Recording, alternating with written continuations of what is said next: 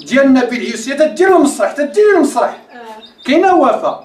علاش انا مدرك لها؟ هاد وفاء هي اللي دارت. اش داروا لكم ملي كنتي بغيتي ديري اللقطه وانت ما فراسك؟ اش عطاوكم تشربوا؟ شي حاجه في الكاس.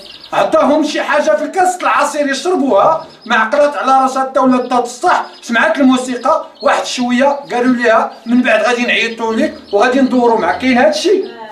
وفاء قالت لك ما دارت الكونترادا، وفاء ما دارت الكونترادا. قولي درتي معاهم شي كونترادا؟ لا لا. وهذوك الحوايج ديالك ولا ديالهم؟ لا ديالهم. قال لك غادي تلبسيهم باش نديرو هي تيست. قولي لي هاد الهضره للجمهور. قالوا لي باش نديرو هي تيست. وانتي يا وفاء علاش مشيتي للسينما؟ واش تحبيها ولا مشيتي رغمان على الفلوس؟ لا تنحبها. وانتي كنت ديري مسرح في دير الشباب.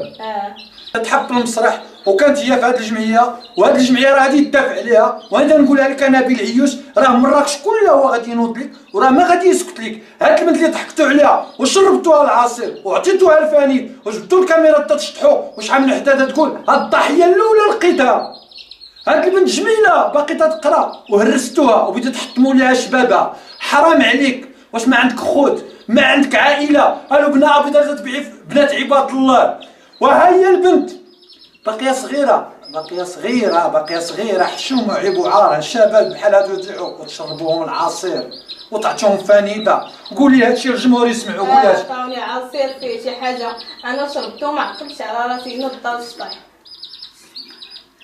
ها هي راه حشومه وعيب، راه حشومه وعيب. هادشي ديرو.